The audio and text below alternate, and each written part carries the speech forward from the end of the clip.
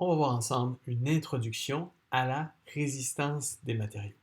Donc, ce qu'on va couvrir aujourd'hui, c'est tout d'abord une introduction. Qu'est-ce que la résistance des matériaux? Ça sert à quoi? Au terme du cours, qu'est-ce que vous serez en mesure de faire avec ça? Ensuite, on va voir quelles sont les hypothèses fondamentales qu'on va utiliser au cours du cours pour faire la résistance des matériaux. On va voir les concepts clés associés aux unités. Donc, comment différencier les unités impériales du système international? Pourquoi est-ce qu'on a besoin de voir les deux? Ensuite, on va voir les notions clés de statique que vous aurez en théorie déjà vues. On va faire un rappel de façon à s'assurer que tout le monde parte sur la même base. Et finalement, on va venir regarder comment est-ce qu'on peut appliquer ces notions de statique pour le calcul des efforts dans les structures en treillis. Donc, il s'agit du premier module de matière où le cœur de ce qu'on va revoir ici, ce sont les notions de révision liées à la statique. Donc, il s'agit du premier module ici, et on va voir notamment en ce qui a trait à l'équilibre des forces et des moments, les concepts liés au diagramme de corps libre et les notions pour les efforts internes. Qu'est-ce qu'un effort normal, un effort tranchant, un moment fléchissant. Donc, le plan de la première section, on va tout d'abord voir la définition. Qu'est-ce que la résistance des matériaux, ça sert à quoi?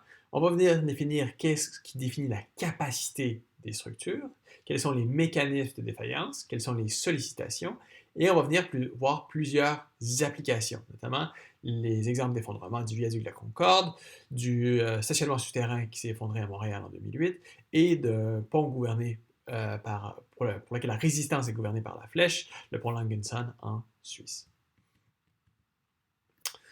Donc, tout d'abord, allons avec la définition. Qu'est-ce que la résistance des matériaux? En fait, ce qu'il faut voir, ce qu'il faut comprendre, c'est que tous les matériaux sont déformables.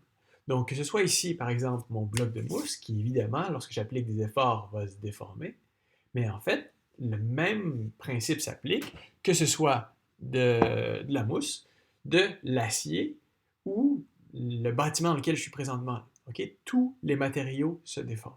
Donc, ce n'est pas toujours aussi facile d'observer visuellement les déformations. Cependant, on peut les mesurer à l'aide de capteurs et on peut surtout, c'est ce qu'on fait dans le cadre du cours ici, calculer ces déformations qui se produisent sous l'effet de charges externes. Donc, tous les contextes dans lesquels on va faire les analyses pour ce cours ici, ça va être un contexte statique, c'est-à-dire le corps est immobile parce qu'on a la sommation des forces, la sommation des moments qui est égale à 0. Donc, les sollicitations qui vont nous intéresser ici vont être des forces appliquées ainsi que des changements de température. Et notre objectif ici, notre but, ça va être de venir comprendre et contrôler les déformations qui se passent dans nos structures de façon à ce que celles-ci soient sécuritaires et soient aptes au service, puissent remplir le besoin pour lesquels celles-ci ont été conçues. Donc, il y a plusieurs synonymes que vous pouvez entendre dans la littérature pour la résistance des matériaux, que ce soit la mécanique des matériaux, la mécanique des solides ou la théorie des poutres, ce sont tous des synonymes pour la résistance des matériaux. Donc, parlons tout d'abord de sécurité et d'aptitude au service. Donc, quand on parle de résistance d'un élément, ça dépend du mécanisme de défaillance auquel on s'intéresse. Donc, par exemple, le premier mécanisme de défaillance, ça pourrait être l'atteinte de la contrainte maximale. Donc, sigma représente ma contrainte, sigma ADM, c'est pour ma contrainte admissible. Donc, une contrainte, par définition, ça va être une force par unité d'air.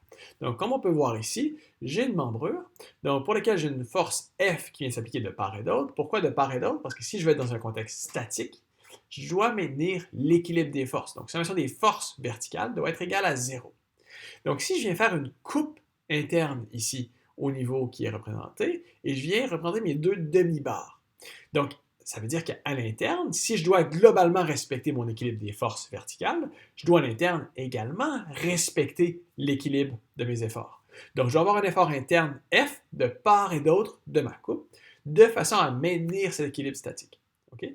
Mais ce qu'il faut voir, c'est qu'à l'interne de ma membrure, ce qui vient s'appliquer, ce qui vient rétablir l'équilibre, ce n'est pas une force ponctuelle qui est représentée ici. C'est une contrainte, c'est-à-dire c'est une force qui est répartie sur mon unité d'air A, représentée ici par l'ensemble de petites flèches qui en fait continuent sur toute ma surface.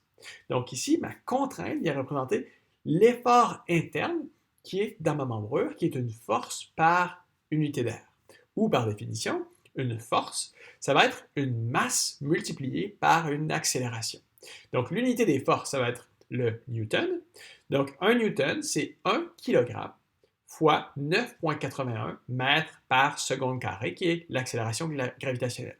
Donc 1 newton, ça va être un kilogramme mètre par seconde carrée. Donc ça, c'était pour mon premier mécanisme de défaillance, atteindre la contrainte maximale. Mais ça pourrait être aussi atteindre un déplacement maximal. Okay? On doit contrôler la déformation de nos structures de façon à ce que celles-ci puissent remplir le rôle pour lequel ils ont été conçues. Donc ça peut être, par exemple, dans le plancher d'un aéroport qui a absolument de très grandes portées, il va y avoir un grand élancement. On doit s'assurer de contrôler la flèche de façon à ce que celle-ci ne soit pas excessive, mais aussi de façon à s'assurer qu'il n'y aura pas de vibration excessive qui pourrait importuner les utilisateurs. On pourrait avoir fissuration. Donc, exemple classique, on va avoir souvent visuellement des fissures qui sont apparentes dans le béton. Donc, des petites fissures qui sont très minces, c'est normal. Okay? C'est normal d'avoir des fissures dans le béton. Par contre, il y a d'autres matériaux dans lesquels c'est absolument pas normal d'avoir de fissures. Par exemple, si on a de l'acier, une fissure de l'acier, habituellement, c'est très, très mauvais signe. On va voir pourquoi plus tard. Autre exemple, imaginons ici, on voit la structure du Stade olympique à Montréal. Donc, c'est une structure qui est tendue. Et ici, on peut s'imaginer qu'on ne peut absolument pas avoir de fissure dans la toile. Pourquoi? Parce que c'est le type de matériau pour lequel, dès qu'on a une petite amorce de fissure, celle-ci va venir très rapidement se propager dans mon matériau. Par exemple, imaginez que vous allez faire l'épicerie, vous avez un sac de plastique. Vous avez l'exemple en tête, dès qu'il y a une petite fissure qui se crée dans le sac de plastique, et bien très rapidement, cette fissure-là va venir se propager. Okay? Donc, la fissuration peut venir conduire à un mode de rupture. Pour des pièces qui sont soumises à un effort de compression, on peut avoir une rupture par flambement, c'est-à-dire un déplacement hors perpendiculaire à la direction de chargement. Donc, on voit ici, par exemple, on a une pièce qui est soumise à un effort de compression. Donc, j'ai ma pièce ici qui va être mise entre mes membrures, pour laquelle je vais venir appuyer et faire un effort de compression. Et ce qu'on va voir, c'est au fur et à mesure où on va le charger, on va avoir une déformation hors plan de ma pièce. Donc, on voit ici, au fur et à mesure où mon chargement va venir augmenter, je vais venir avoir une déformation transversale et ça va être accompagné avec une réduction significative de la capacité de ma pièce à soutenir des efforts de compression. Donc là, ici, on aura une rupture, par exemple, par flambement, ce qui se caractérise par des pièces élancées qui sont soumises à des efforts de compression. On va avoir des ruptures qui peuvent être causées par la fatigue. La fatigue, c'est intrinsèquement lié à l'application de cycles de chargement répétitifs. Donc, par exemple, ici, on a un treillis d'acier qui est soumis à des efforts cycliques par l'application d'un vérin de force vers le haut, vers le bas, ce qui va venir générer des cycles de contraintes qui vont venir conduire à la création de fronts de fissures qui peuvent conduire à la défaillance de l'ouvrage. Donc, autre exemple, si on regarde de façon plus rapprochée, donc on a ici, au fur et à mesure où le nombre de cycles de chargement augmente, on va voir le front de fissure qui apparaît ici, qui va venir se propager en fonction du nombre de cycles qui est représenté ici. Et c'est quelque chose qui est fortement non linéaire, c'est-à-dire au départ, au début de mes cycles, j'ai pratiquement pas de progression de mon front, et à un certain point, cette propagation va venir être très, très rapide comme on le voit présentement et qui va conduire potentiellement à la défaillance de notre élément ou de notre structure.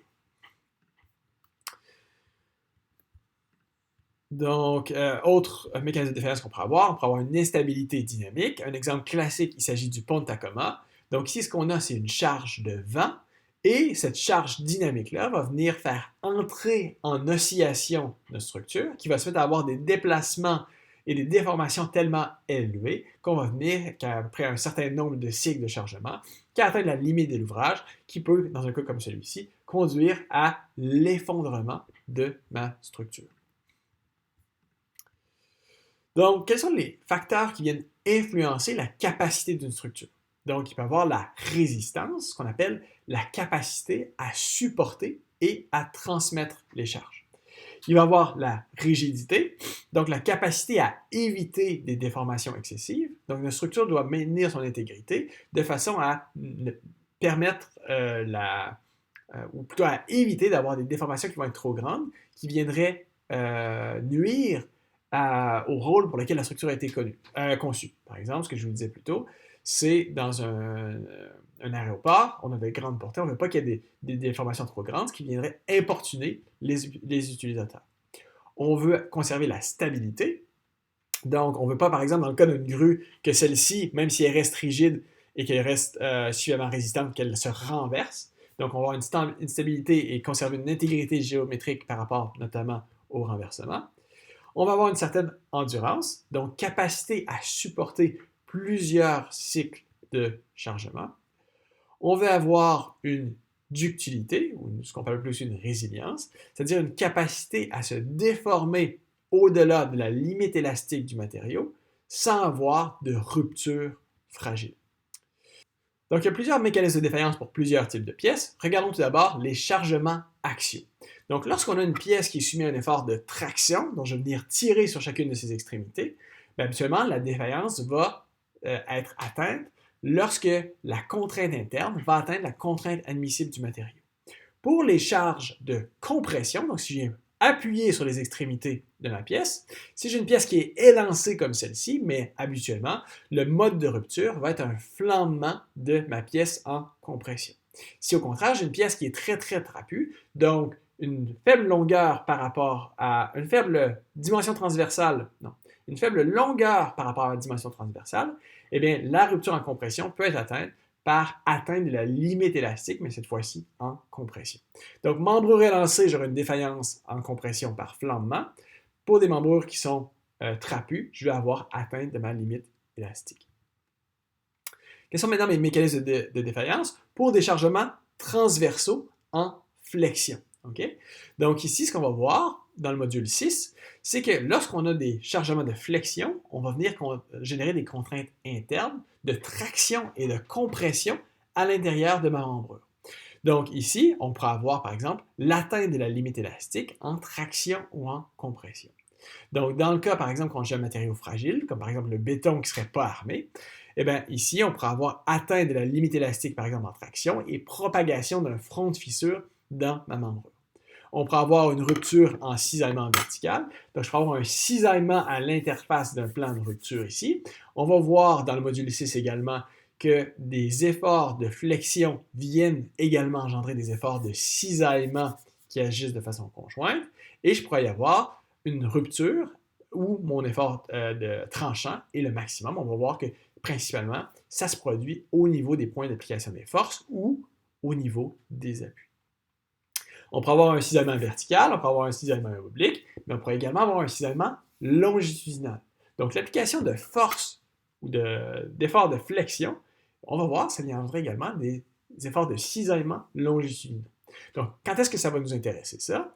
C'est lorsqu'on a, par exemple, des pièces de bois laminées qui vont être collées les uns avec les autres. Donc, on doit s'assurer que la contrainte admissible en cisaillement est suffisante de façon à venir pouvoir reprendre les efforts de cisaillement qui vont être créés par notre charge de flexion.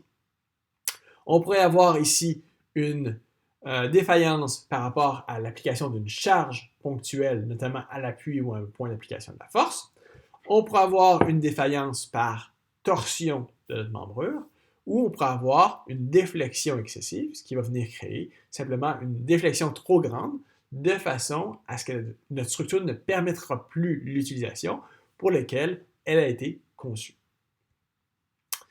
Donc maintenant, on va regarder quelles sont nos sollicitations qui s'appliquent dans le contexte de la résistance des matériaux. Donc on a tout d'abord l'application du poids propre, on va appeler aussi la charge morte, le poids de la structure elle-même.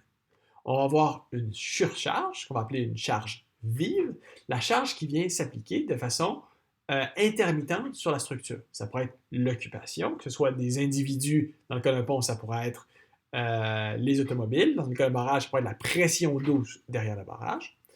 Donc des choses qui ne sont pas toujours présentes. On pourrait avoir la neige, la glace en termes de sollicitation climatique, ainsi que des équipements qui peuvent se retrouver sur la structure. Donc, pourquoi est-ce que les équipements ne sont pas considérés en poids propre? Parce qu'on doit pouvoir enlever ces équipements-là tout en maintenant l'intégrité structurale de notre structure. Donc, les équipements sont considérés comme des charges vides, des charges qui peuvent être de façon interminante présentes ou pas. Donc, on va voir les effets thermiques. Donc, ça, c'est quelque chose qui est très, très marqué ici au Canada. Pourquoi? Parce qu'en hiver, on peut avoir des températures allant jusqu'à plus bas que moins 30 degrés. En été, on a des températures qui vont au-delà de 30 degrés Celsius. Et qu'est-ce qui se passe? Si je viens chauffer un matériau, celui-ci va venir prendre de l'expansion. Si je viens refroidir un matériau, celui-ci, de façon générale, va venir se contracter. Donc, qu'est-ce qui vient se passer? C'est lorsque ces dilatations, ces contractions sont retenues par les appuis de mon système, eh bien, je peux venir générer des efforts internes qui viennent à être très importants. Donc, on doit considérer les sollicitations qui peuvent venir justement des effets de température. Il peut y avoir des pressions dues au liquide, que ce soit de l'air ou de l'eau. Donc, par exemple, la pression d'air qui pousse sur la façade d'un bâtiment ou la pression d'eau qui s'appuie sur une pile de pont, par exemple. On peut avoir des tassements différentiels. Exemple classique, la tour de Pise, qui est venue qu'à venir à être inclinée. Pourquoi? Parce qu'on n'a pas une résistance uniforme du sol sous la tour, ce qui fait qu'il y a une partie du sol qui s'est compactée plus qu'une autre partie. Okay? Donc, la tour de Pise n'est pas un exemple unique. On doit tenir en compte du fait que la capacité portante du sol n'est pas nécessairement uniforme partout sous une structure. C'est ce qu'on va appeler les tassements différentiels. Donc, petit exemple ici qui sort un peu du contexte qu'on va voir dans le cours ici. Il y a également des sollicitations qui peuvent être dynamiques, dues notamment aux vibrations causées par les machines, tremblements de terre, explosions, impact, et par exemple des charges de dynamitage, des constructions qui pourraient être faites autour de votre structure. Donc, on va essayer de mettre ça en contexte à travers plusieurs exemples. Donc, on va regarder d'abord, par exemple, le cas du viaduc de la Concorde, où ici, on a eu un exemple de rupture avec une combinaison de cisaillement et de flexion. Donc, on voit ici une coupe transversale du pont où la rupture s'est produite dans la zone ici où on vient supporter une portée simple par une partie ici appuyée qui est rigide. Donc, si on regarde la partie ici, si on regarde de façon plus détaillée, c'est ce qu'on voit ici. La partie grise, c'est le béton. La partie colorée, ce sont les aciers d'armature qui sont à l'intérieur de ma poutre. Et ce qu'on voit ici, on voit ici le diagramme qui vient, ou plutôt la photo qui vient illustrer quel est notre front de fissuration qui vient représenter la structure. Donc, ce qu'on va voir ensemble, c'est comment est-ce qu'on peut expliquer l'orientation de la fissure qu'on voit ici. Okay? Donc, ce n'est pas un hasard si notre front de fissure a cette orientation-là ici. Okay? On va voir comment est-ce qu'on peut, avec les notions de résistance des matériaux qu'on va voir ensemble, on peut venir qu'à expliquer et quantifier l'occurrence d'un front de fissure comme celui-ci. Donc, autre cas de défaillance, on a ici une rupture par poinçonnement qui s'est produite à Montréal en 2008. Donc, on a une dalle de béton qui est supportée par plusieurs colonnes, plusieurs poteaux. Et ce qui est arrivé ici, c'est qu'il y a eu une rupture par cisaillement, c'est-à-dire que la dalle est passée à travers les poteaux. On a eu un poinçonnement. Donc, on a eu une rupture par effort tranchant, par cisaillement, qui s'est produite autour des poteaux comme illustré ici. Donc ici, comment est-ce qu'on peut calculer cette résistance au poinçonnement? Autre exemple, on vous parlait d'aptitude au service. Bien là, on a un exemple classique sur lequel j'ai travaillé. Donc, comment est-ce qu'on peut étudier les structures qui ne sont pas gouvernées nécessairement par la résistance, mais qui peuvent être gouvernées par l'atteinte de, par exemple, déplacement maximum. Donc ici, on a un exemple type de pont qui est extrêmement élancé. Donc, ça veut dire quoi? Le ratio entre la longueur du pont qui est ici de 80 mètres sur sa hauteur à mi-portée, c'est un ratio qui est très grand. Donc ici, j'ai 80 mètres sur 2,2, ça fait un élancement de L sur 36. Donc c'est un élancement qui, pour les standards, est très élevé. Et qu'est-ce qu'on associe avec des ponts qui ont un élancement élevé? Ce sont des ponts qui vont être généralement flexibles. Okay? On va voir au module 7 pourquoi est-ce que c'est le cas.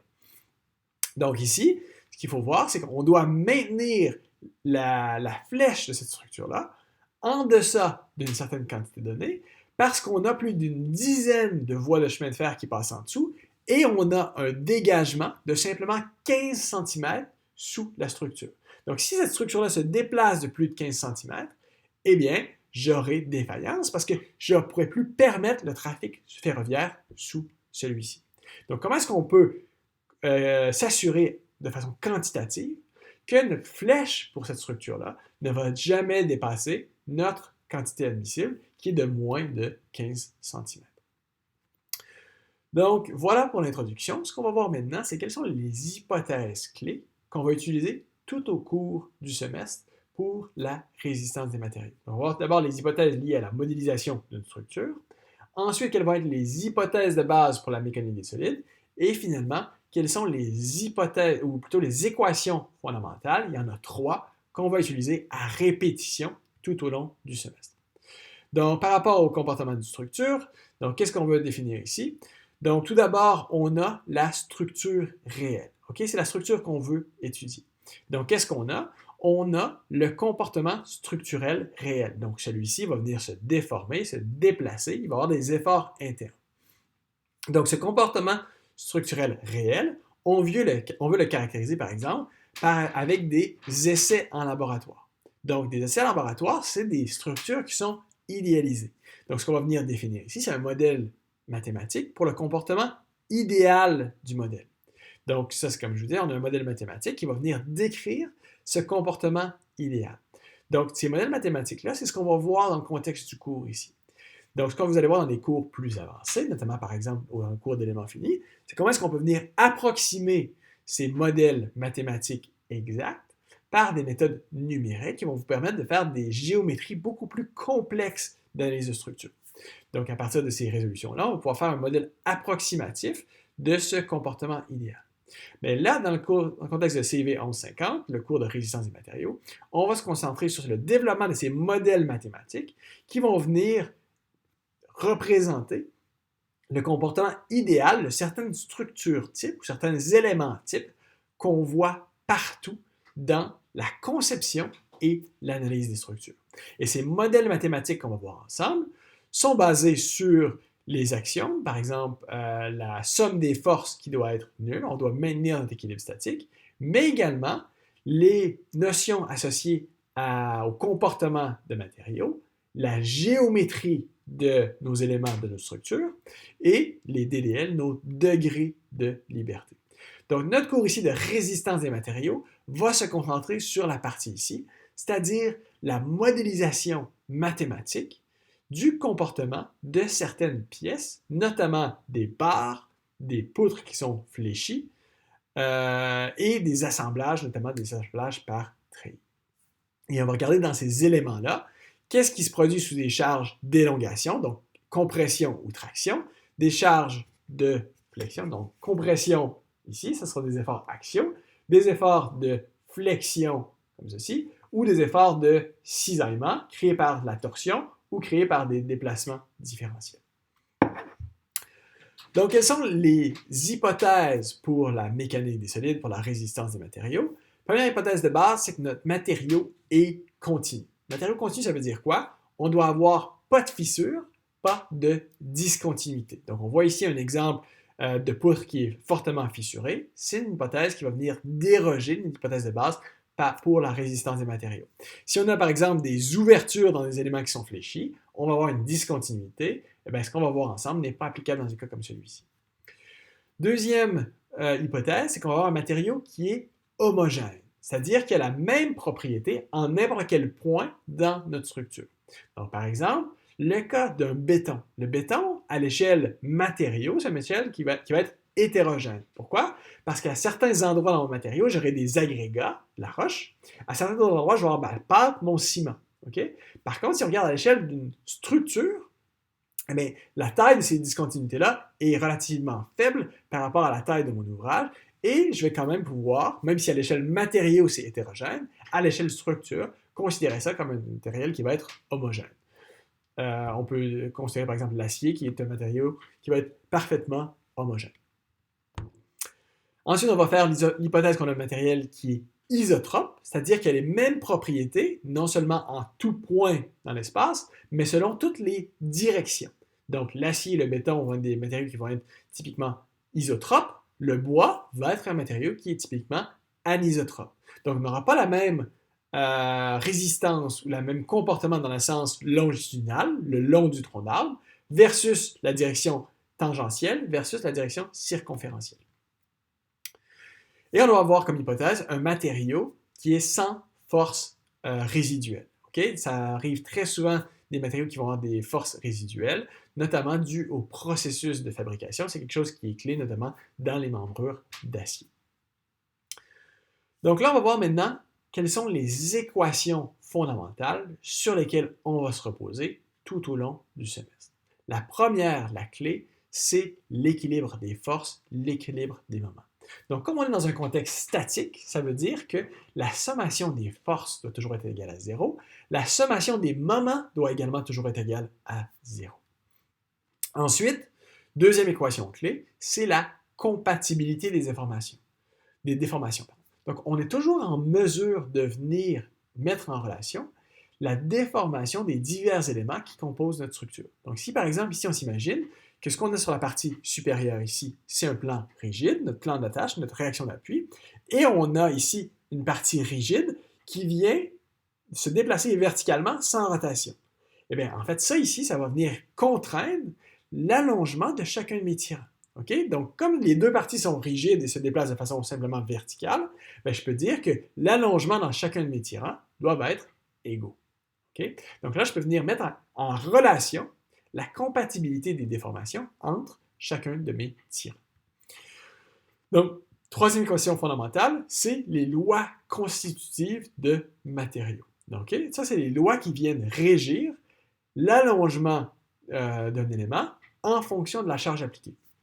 Donc, ce qu'on voit ici, c'est par exemple une pièce comme celle-ci soumise à un effort de traction dans un dispositif d'essai. Et ce qu'on voit ici par les lois constitutives, c'est qu'est-ce qui vient gouverner la relation entre F, la force appliquée, et delta, l'allongement de ma membrure. Okay? Et ce qu'on va voir, c'est que dans beaucoup de cas, ces relations-là, pour une certaine partie d'allongement, ça va être une relation qui est linéaire.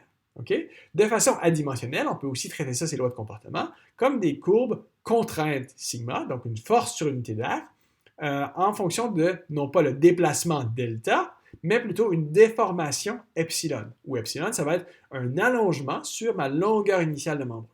Donc, pourquoi est-ce qu'on travaillerait avec un plutôt que l'autre? On va souvent travailler avec des contraintes et des déformations, parce que ces quantités-là sont adimensionnelles, c'est-à-dire ne vont pas être spécifiques, ne vont pas être, sont pas adimensionnelles, sont plutôt indépendantes de la géométrie de ma structure. Donc, si je caractérise ces relations contraintes, déformations pour un matériau donné, ensuite, je peux transposer ces lois de comportement-là à n'importe quel élément, à n'importe quelle structure. Okay? Donc, ça, c'est ce qui va venir gouverner le comportement au niveau matériau lui-même. C'est ce qui va différencier le comportement d'une structure d'acier d'une structure de béton, par exemple. Donc, pour mettre en contexte, quand on parlait des équations fondamentales, on en a trois. Les équations d'équilibre, sommation des forces, sommation des moments est égale à 0. On a compatibilité des déformations et on a nos lois de comportement. Donc, comment est-ce qu'on peut utiliser ça dans un contexte appliqué? C'est ce qu'on voit ici. Donc, notre question, ce qu'on cherche à résoudre comme problème, c'est de venir calculer quel va être mon déplacement vertical au point D sous l'application d'une charge ici W. Okay? Donc, on voit en termes de mécanisme, au point C, j'ai un point pivot, j'ai un point d'appui qui permet la rotation, mais pas les déplacements. Et mon point B est retenu par un tirant. Donc ici, si on fait l'hypothèse que mon segment BCD, ma porte verticale, est extrêmement rigide, donc la déformation, le déplacement de ce système-là va être contrôlé par en fait la rigidité axiale de ma membrure AB. Okay? En fonction de la rigidité de celle-ci, des dimensions géométriques, j'aurai plus ou moins de rotation. Donc, comment est-ce qu'on vient mettre ça en contexte des équations fondamentales qu'on a vues? Bien, en fait, de façon à déterminer quel va être l'effort interne dans notre segment AB, je vais pouvoir utiliser mes équations d'équilibre. Sommation des moments est égale à 0, sommation des forces est égale à 0. Ensuite, je vais pouvoir déterminer, en fonction de l'allongement de mon segment AB, de combien mon point D va venir se déplacer, okay? À partir des compatibilités géométriques de mon assemblage ici, je vais pouvoir mettre en relation l'allongement de ma barre AB à une rotation de mon segment BCD autour du point C, et ainsi à un déplacement du point D. Et finalement, la dernière partie qui va venir contrôler ce problème-là, c'est quelle est la loi de comportement du matériau de mon segment AB. Okay? Si j'ai une barre en caoutchouc, ce ne sera pas le même comportement que si j'ai une barre très rigide en acier. Donc, c'est ce qu'on va venir voir ici. La combinaison des équations d'équilibre va nous permettre de trouver les efforts internes.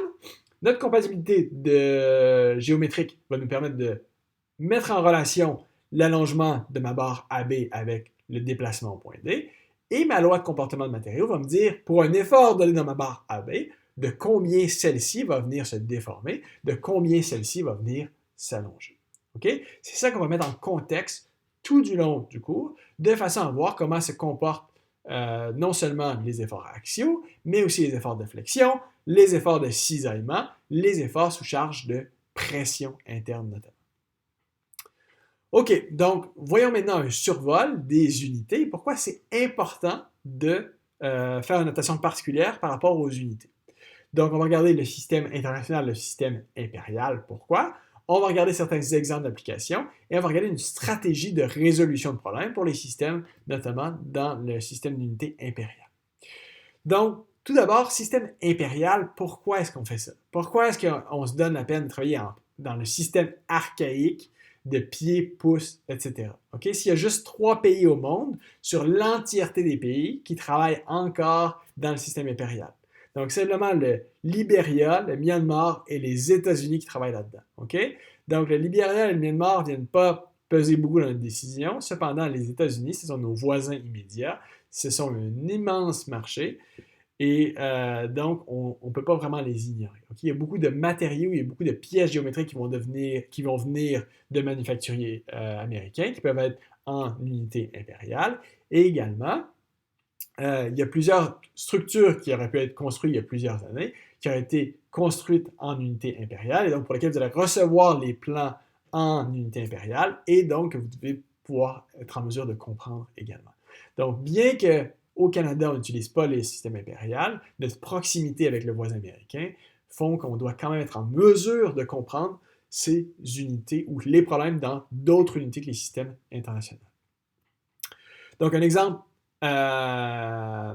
appliqué des problèmes que vous pouvez rencontrer lors du passage d'un système d'unité à un autre. Ça, c'est un exemple de satellite qui devait orbiter ou devait passer autour de Mars. Donc, l'altitude planifiée pour ce satellite-là devait être de 226 km. Celui-ci est passé à une distance plutôt de 57 km. Pourquoi? Bien, à la fin, ce qu'ils ont trouvé, c'est qu'en fait, il y a eu une conversion qui a été faite des unités impériales aux unités internationales. Il y a eu une erreur dans cette conversion d'unités et c'est ce qui a causé cette erreur dans la trajectoire d'un satellite. Donc, ce que je veux que vous gardiez en tête ici, c'est que si les ingénieurs de la NASA sont en mesure de se tromper dans leur conversion d'unité, bien, c'est quelque chose qui peut vous arriver également. Donc, attention, c'est très facile de se tromper lorsqu'on fait du changement d'unité. Donc, quelle est la stratégie pour résoudre des problèmes qui vont être, par exemple, en unité impériale? Donc, la première stratégie, c'est la stratégie de base, c'est de dire, bien, je ne vais pas faire de transfert d'unité, je vais directement résoudre mon problème dans des unités impériales.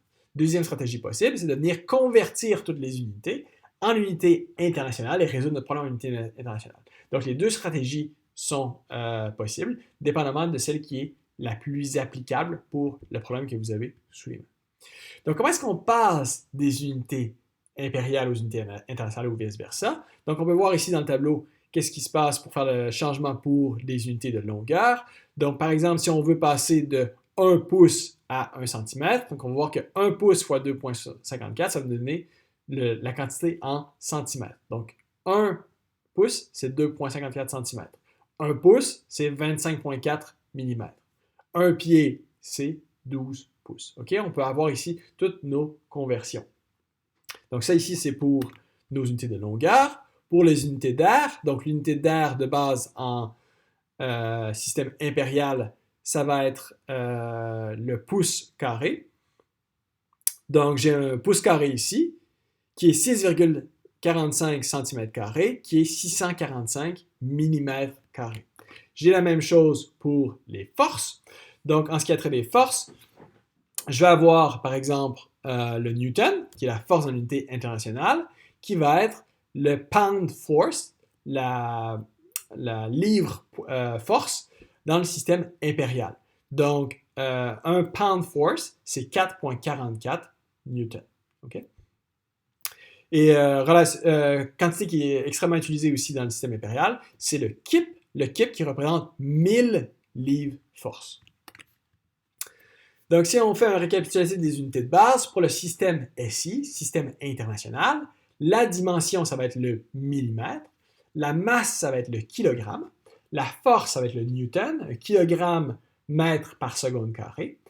Une contrainte qui est une force sur une aire, ça va être un mégapascal, donc c'est-à-dire un newton par millimètre carré. En unité impériale, les dimensions, ça va être le pouce, la masse, ça va être la livre, la force, ça va être un kips. Un kips, ça va être 1000 livres force, c'est-à-dire 32 170 livres. Ou une livre force, ça va être une livre fois l'accélération gravitationnelle en système impérial, c'est-à-dire 32,17 pieds par seconde carré.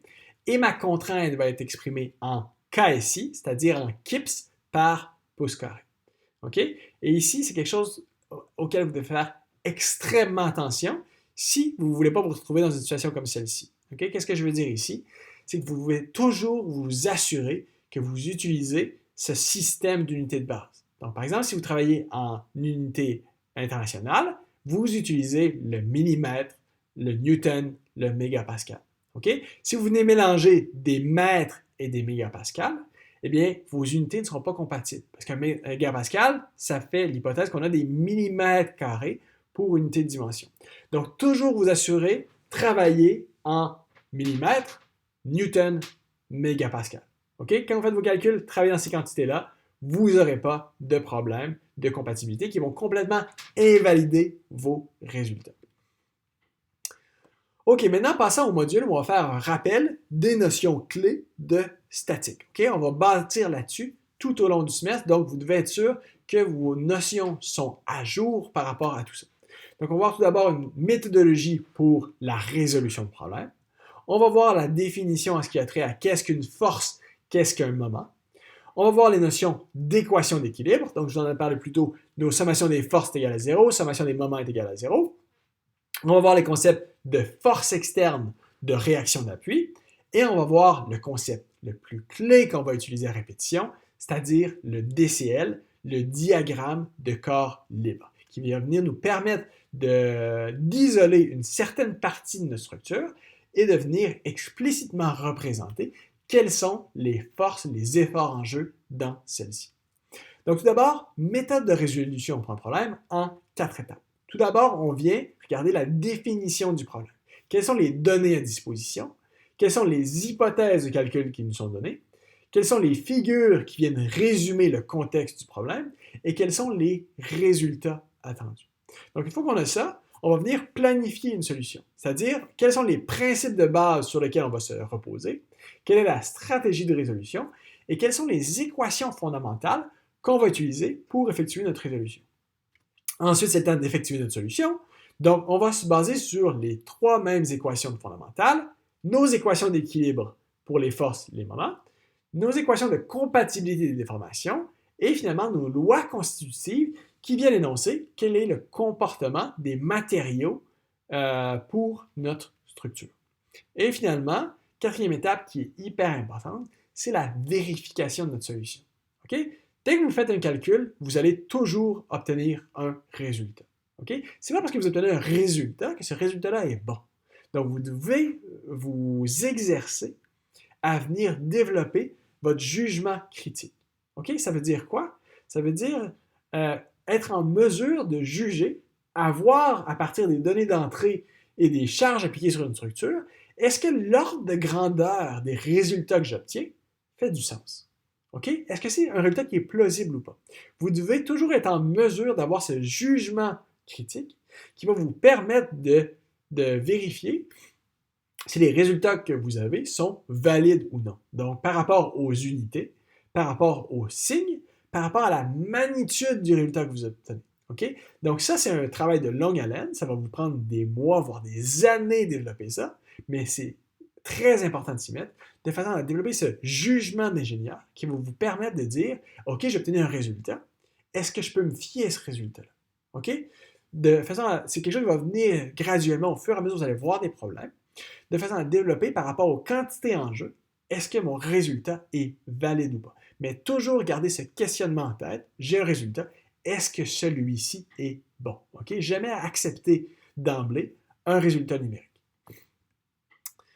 Donc, maintenant, on va regarder le contexte des forces et des moments. On va regarder par définition c'est quoi. Donc, si par exemple ici, j'ai une force F qui peut être décomposée selon, par exemple, un système référentiel X et Y. Donc ici, je pourrais avoir une force Fx, une force Fy, où je sais que ces deux composantes, si je fais Fx carré plus Fy carré, qui sont orthogonales, eh bien, je fais la racine carrée de la somme des deux composantes, je vais obtenir la magnitude de ma force F. Donc, je peux venir prendre ma force F et la décomposer en composantes Fx, Fy, en disant le sinus de mon angle θ, c'est opposé sur hypoténuse. Donc, F sinus θ, ça va me donner ma composante en Y, ma composante verticale. Si je veux ma composante horizontale, le cosinus, c'est adjacent sur hypoténuse, c'est-à-dire F cosinus θ, ça va me donner ma force en X. Okay? Donc, j'ai deux façons de décomposer mes forces. Soit j'utilise mon angle θ, soit j'utilise mes composantes de dimension ici. Donc, ça veut dire quoi? Ça veut dire que les ratios hauteur-longueur de ma force, c'est ici 3, 4, 5. Donc, ça veut dire que je peux utiliser mes longueurs relatives. Donc, je peux dire que mon FY, ça va être ma composante verticale, 3 cinquièmes de F.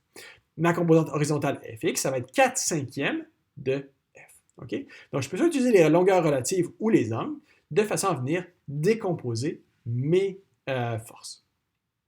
Ensuite, quand on parle de moment, qu'est-ce qu'on a? Une force, c'est simplement un vecteur. Un moment, ça va être une force fois un bras de levier. Donc, par exemple, ici, j'ai une clé sur laquelle on applique une force F. Donc, la force F fois le bras de levier entre le point d'application de la force et mon point de rotation, ça va me donner un moment appliqué. Donc, un moment, ça va être une force fois une longueur par rapport au centre de rotation. Et par rapport au signe, on utilise la loi de la main droite. Okay? Donc ici, si je dis j'ai un moment qui est positif, un moment va être représenté par une double flèche. Donc une force, c'est une simple flèche, un moment, c'est une double flèche, où on fait l'hypothèse que le moment vient tourner autour de cette double flèche-là. Donc ça veut dire quoi? La direction de rotation ou la direction d'application du moment, on utilise la main droite.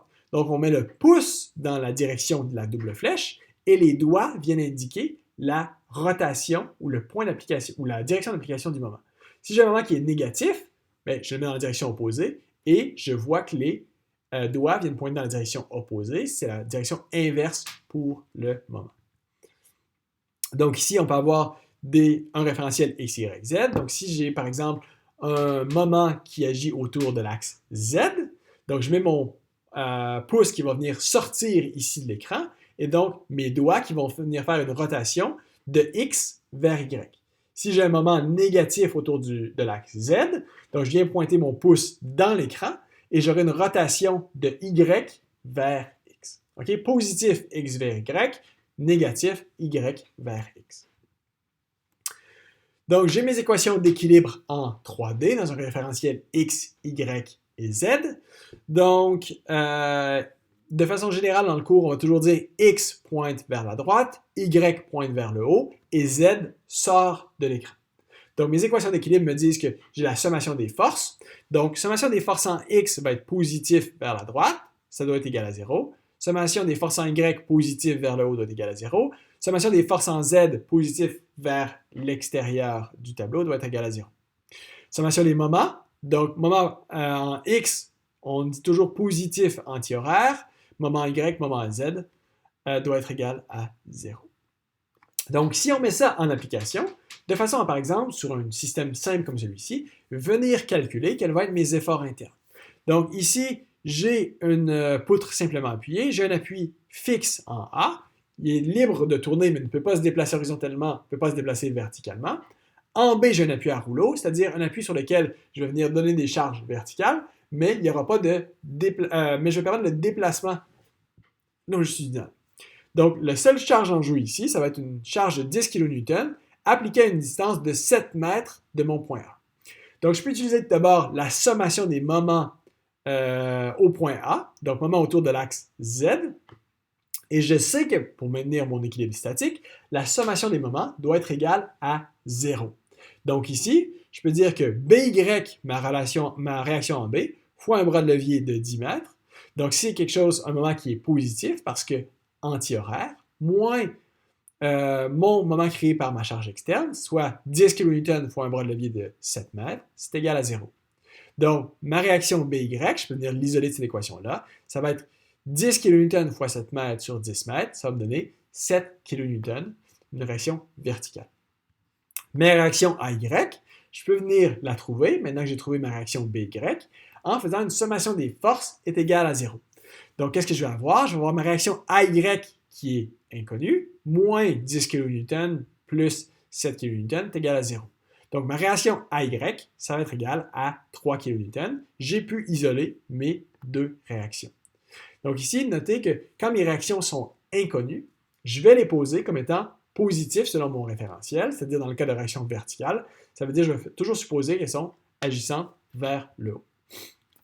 Ici, je fais une sommation des forces en X, j'ai aucune force qui agit en X, donc je peux déterminer que ma réaction d'appui AX est égale à 0, et je peux faire une vérification. OK? Donc, si j'ai bien calculé mes réactions d'appui, la sommation de mes réactions en A plus mes réactions en B devrait être égale à l'effort externe appliqué sur ma structure. Donc ici, j'ai bel et bien 3 kN plus 7 kN, 10 kN, OK, c'est équivalent à ma charge externe. Je peux faire confiance dans mon résultat. Donc, on va regarder ensemble les concepts de structure isostatique versus hyperstatique. Dans la première partie du cours, on va regarder les structures qui sont isostatiques, pour lesquelles le nombre d'équations d'équilibre, c'est-à-dire sommation des forces en X, Y et moment en Z, est égal au nombre de forces inconnues. Donc ici, on aura un exemple de structure qui est isostatique, parce qu'ici, j'ai deux inconnus. Donc ma réaction à l'appui de gauche, ma réaction verticale à l'appui de droite, et j'ai trois équations. Donc deux inconnus, trois équations, je peux résoudre. Dans un système hyperstatique, je ne peux pas nécessairement résoudre celui-ci, OK? Du moins pas simplement avec les équations de la statique, parce que je vais avoir moins d'équations d'équilibre que de forces inconnues dans mon système. Donc ici, j'ai trois inconnus, ma réaction à chacun de mes trois appuis, et j'ai simplement deux équations d'équilibre que je peux utiliser ici. Ma sommation des moments et ma sommation des forces par rapport à Y. Ici, ma sommation des forces en X n'entre pas en jeu parce que j'ai aucun inconnu par rapport à X. Il n'y a aucune force en jeu. Donc, j'ai deux équations, trois inconnus. Je ne peux pas résoudre directement avec la statique. On va devoir attendre le module 7 de façon à venir regarder comment est-ce qu'on doit utiliser les lois de comportement de matériaux et la compatibilité géométrique de façon à venir regarder les structures qui sont hyperstatiques. Okay? En termes d'appui, on a vu quelques exemples. Si on regarde de façon plus détaillée, donc on peut avoir plusieurs types d'appui. Ce qu'on va venir représenter par les deux représentations ici, ce sont ce qu'on appelle des appuis à rouleau. Okay? Ça veut dire des appuis qui peuvent avoir des réactions verticales, mais qui n'auront pas de réaction horizontale. Okay? Donc le point A ne peut pas se déplacer verticalement, mais peut se déplacer librement horizontalement. On peut avoir des câbles ou des points d'attache qui sont comme ceci. Donc, ça veut dire que la force résultante va être dans la direction du câble. On pourrait avoir un appui qui est rotulé, c'est-à-dire un appui qui va permettre les rotations, mais qui ne permettra pas les déplacements verticaux ni les déplacements horizontaux. Donc, ça veut dire que je vais avoir deux réactions d'appui, en X et en Y.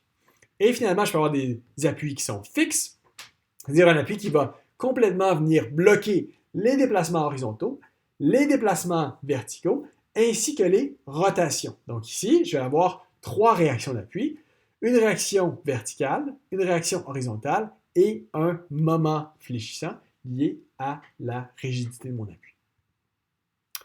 En deux dimensions, quand on a l'assemblage de treillis, on peut avoir un assemblage rotulé, pour lequel l'assemblage entre deux pièces va simplement conduire à l'application de forces longitudinales et transversales. donc 2 réactions d'appui, mais la rotation est permise, donc pas de développement de moment, ou une connexion rigide, pour laquelle je vais avoir des forces longitudinales et transversales, ainsi qu'un moment fléchissant qui va être transmis entre les deux pièces. Donc, regardons maintenant ce qui a trait au cheminement des charges. Okay? Donc, comment est-ce qu'on a dans un bâtiment? On parle de charges surfaciques. Okay? Le poids propre de la structure elle-même plus le poids des occupants. Okay? Donc, ça, c'est représenté au niveau supérieur ici par les petites flèches. Donc, une charge surfacique qui va venir être distribuée par le plancher, donc la dalle de plancher, vers des poutres secondaires. Okay? Donc, ce qu'on peut venir voir, c'est que la poutre secondaire, qui vient venir être supporter la dalle de plancher, peut venir être représentée comme une structure qui est chargée par une charge linéaire. Okay? L'accumulation de toute la charge qui a été amenée sur cette poutre secondaire-là par notre élément de plancher. Ensuite, ces poutres secondaires-là vont venir s'appuyer sur des poutres principales. Donc, on voit ce qui est représenté ici comme étant la poutre secondaire, vient s'appuyer elle-même sur une poutre principale.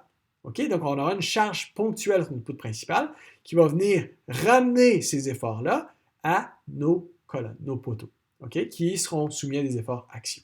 Donc, si on regarde ça visuellement, ça a l'air de quoi? J'ai ici une dalle de platelage en acier, qui est typiquement pour une charpente d'acier. Ça va être couvert par une dalle en béton. Et ça, ici, cette structure-là va venir rapporter les efforts surfaciques à mes poutres secondaires, qui sont des poutres d'acier ajourées ici, qui vont être modélisées comme étant soumis à un chargement linéaire, c'est-à-dire une force par unité de longueur. Ensuite, ces poutres secondaires-là vont venir rapporter ces efforts linéaires-là de façon ponctuelle sur des poutres principales qui, à leur tour, vont venir rapporter ces efforts-là à les colonnes qui vont venir supporter ceux-ci. OK, donc lorsqu'on parle de charge linéaire, ce qu'on va faire très souvent, c'est qu'on va venir remplacer une charge linéaire, comme représentée ici, par une charge équivalente qui vient s'appliquer au point d'équilibre, donc au centre de gravité de cette charge répartie. Donc, on peut faire cette simplification-là pour le calcul des réactions d'appui. Mais c'est très important de garder en tête, on ne peut jamais remplacer une charge équivalente de façon à calculer les efforts internes. Okay? Donc, si on prend notre structure globale ici, on peut venir remplacer l'effort interne, la charge équivalente par une force équivalente pour calculer nos réactions d'appui. On ne peut pas faire ça et faire cette même charge W, aller faire une coupe à un endroit donné et trouver nos efforts internes. Okay? Dès qu'on va venir faire une coupe, il faut venir remplacer cette charge équivalente par une nouvelle charge équivalente qui inclut simplement les efforts répartis qui sont appliqués sur la partie qu'on vient d'isoler.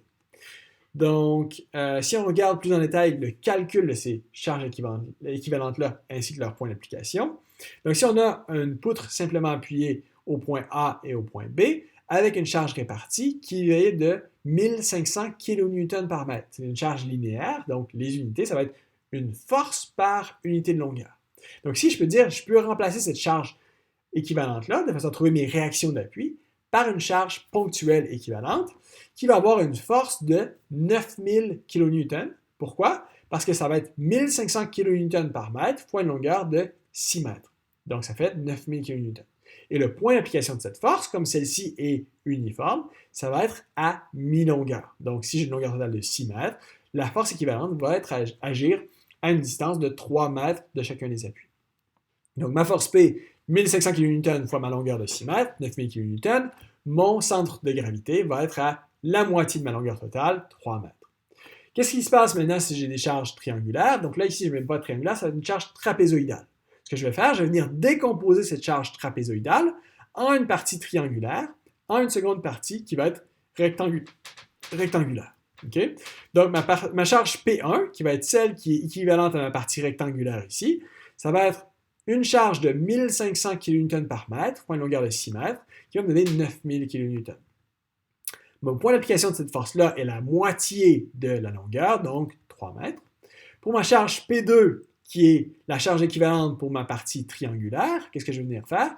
Ça va être une hauteur ici de 3000 kN par mètre, fois une longueur de 6 mètres. et je dois diviser par 2 parce qu'ici, je dois intégrer pour un triangle et non pas pour un rectangle.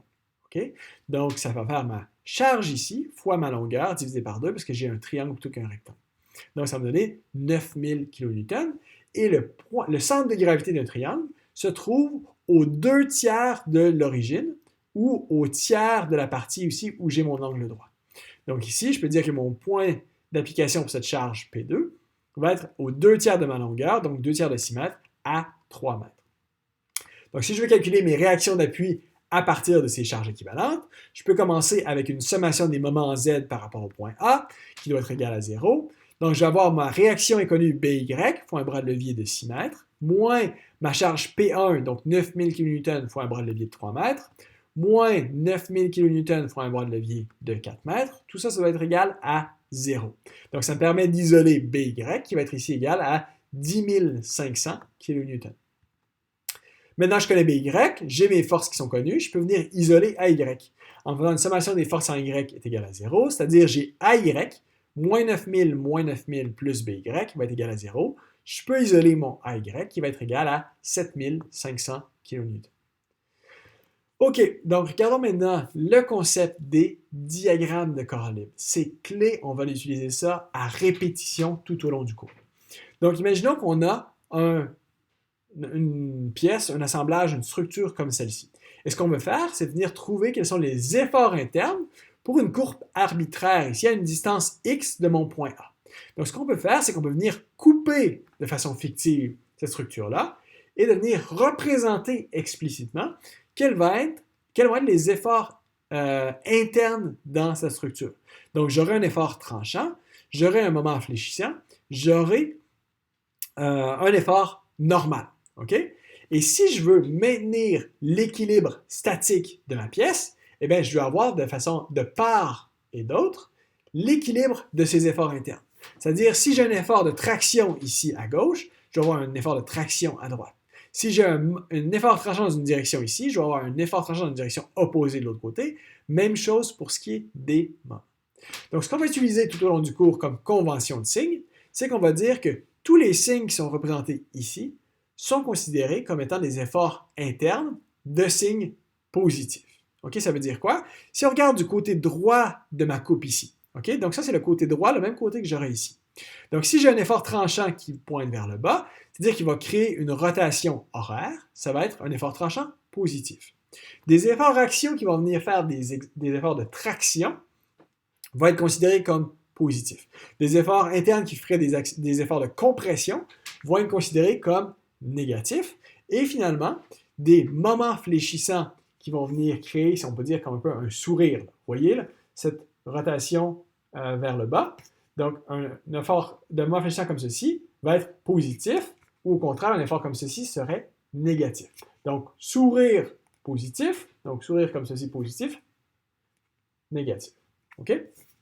Donc, toujours regarder. Donc, ici, on voit que de part et d'autre, si mon moment ici est positif avec la coupe au côté droit, mais mon moment est également positif sur ma coupe au côté gauche. Si mon effort interne est positif sur ma coupe à droite, mon effort interne doit être positif sur ma coupe à gauche. Okay? Donc, toujours, on doit maintenir cette convention de signe pour les efforts internes. Donc, regardons un petit exercice ensemble. Imaginons que je vais faire une nouvelle coupe fictive ici, à cet endroit-là. Quelle serait la direction de mes efforts internes si je veux maintenir l'équilibre par rapport à ma charge P ici? OK, qu'est-ce qu'on va dire? Bien, on a une composante horizontale vers la droite pour ma charge P. Ça veut dire que j'aurais besoin d'un effort tranchant qui va pointer vers la gauche. Ici, qu'est-ce que j'ai? Je vais avoir une composante vers le bas de ma charge P. Ça veut dire que je vais avoir une composante axiale vers le haut. Et ici, qu'est-ce qui va se passer? Si on regarde, qu'est-ce qui se produit par rapport à une rotation autour du point ici? Eh bien, je vais avoir une certaine rotation qui va se produire. Donc, je vais vouloir avoir une rotation causée par ma charge P. Ça veut dire que j'aurai besoin d'un moment qui va venir agir de façon à rétablir cette rotation-là, de façon à maintenir l'équilibre statique. Donc ici, on peut représenter les efforts comme ceci. Donc, j'aurai ma rotation ici, ou plutôt mon effort interne de moment, mon effort de traction, mon effort de cisaillement vers la gauche. Et de façon à maintenir l'équilibre, j'ai besoin d'avoir les forces ou les efforts internes qui sont de direction renversée. de l'autre côté de ma coupe de façon à maintenir l'équilibre. Donc, ça veut dire quoi ici? Mes efforts, ça veut dire que j'aurai ici des efforts tranchants par rapport à ici qui vont être négatifs, parce qu'on voit que les flèches sont inversées. Donc, pour être positif, ça doit créer pour mon effort tranchant une rotation de mon élément qui est dans la direction horaire. Ici, mes flèches viennent créer une rotation qui est dans la direction anti-horaire. Donc, ça veut dire négatif par rapport à l'effort tranchant. Ça va être positif par rapport à l'effort axial, ça fait un effort de traction. Et je vais être positif par rapport à mon moment fléchissant parce que je viens créer un peu un sourire comme ça. Okay? Donc, effort axial positif, effort tranchant négatif, moment fléchissant qui est positif. Regardons maintenant le diagramme de corps libre. Donc, ce qu'on veut faire avec un diagramme de corps libre, c'est venir isoler une partie de la structure de façon à venir calculer quels sont les efforts internes. Donc, par exemple, imaginons ici, on veut calculer quels sont les efforts dans ma barre 1 et ma barre 2. Donc, qu'est-ce qu'on va venir faire? On va venir isoler toutes les forces en jeu pour les membrures qui sont connectées à mon nœud D. Okay? Donc, je viens isoler la force externe, qui est le poids ici de ma pancarte, et j'ai mes deux efforts internes pour la force de ma membrure 1 et la force de ma membrure 2. Donc, première chose qu'on fait, on vient isoler le corps désiré, toutes les membrures qui se connectent au point D, ainsi que les charges externes. Ensuite, on va venir indiquer tous les efforts qui agissent sur le corps. Donc, c'est-à-dire nos efforts internes et nos réactions. Okay? Donc, pour nos efforts internes, on va venir poser nos efforts internes qui sont inconnus comme étant positifs. Okay? Dès que je ne connais pas un effort interne, je vais venir le poser initialement comme étant positif selon ma convention pour mes efforts externes, mes efforts internes. C'est-à-dire, pour les efforts axiaux, ça va être des efforts qui vont être en traction. Okay? De telle sorte que si, lorsqu'on va faire le calcul, on obtient une quantité qui est négative, ça veut dire qu'on sait que le négatif veut dire ça va être de la compression. Positif, ça va être de la traction. Pour mes réactions d'appui, je vais toujours supposer que mes réactions, qui sont inconnues, vont être posées comme dans la direction positive, soit horizontale, verticale ou pour un moment fléchissant. Et finalement, dans mon diagramme de corps libre, je vais également indiquer mes composantes géométriques, comme par exemple ici, les composantes d'orientation pour mes membrures, ça peut être les dimensions également. Donc, quatrième étape, qu'est-ce qu'on va venir faire? Utiliser nos équations d'équilibre de façon à venir calculer nos efforts internes parce qu'on sait que dans le contexte de la statique, la sommation des moments, la sommation des forces doit être égale à 0. Donc, si ici, par exemple, j'utilise la sommation des forces en Y qui est égale à 0, donc qu'est-ce que j'ai? J'ai en jeu ma charge externe de 300 Newton et j'ai ma composante verticale pour ma force F1. Donc, je peux dire que ma composante verticale pour ma force F1, c'est 3/5 de F1, donc il va agir vers le haut, donc positif, moins 300 Newton qui agit vers le bas, parce qu'ici, pour ma sommation des forces, je fais l'hypothèse que pour être positif, il faut que ça agisse vers le haut. Donc, j'ai 3/5 de F1 moins 300 Newton égale à 0. Je peux venir isoler F1 qui est 500 Newton. Comme mon résultat est positif, ça veut dire que je suis en traction, parce que j'avais initialement posé mon inconnu comme étant en traction. Sommation des forces en X. Donc, je vais avoir quoi? Je vais avoir ma composante horizontale de F1 qui va venir ici agir vers la gauche, c'est-à-dire 4/5 de F1. Donc, j'ai moins 4/5 parce que celle-ci agit vers la gauche, donc dans le sens négatif par rapport à mon référentiel global. Moins F2, donc ici ma force F2 qui est inconnue, donc qui agit vers la gauche ici, est égale à 0. Donc, je peux venir isoler F2 qui va être égal à moins 400 Newton. Donc, le moins 400 Newton ne veut pas dire que celle-ci va agir vers la gauche, ça veut dire que celle-ci va être soumise à un effort de compression. La direction initiale dans laquelle j'avais supposé celle-ci est renversée. Okay?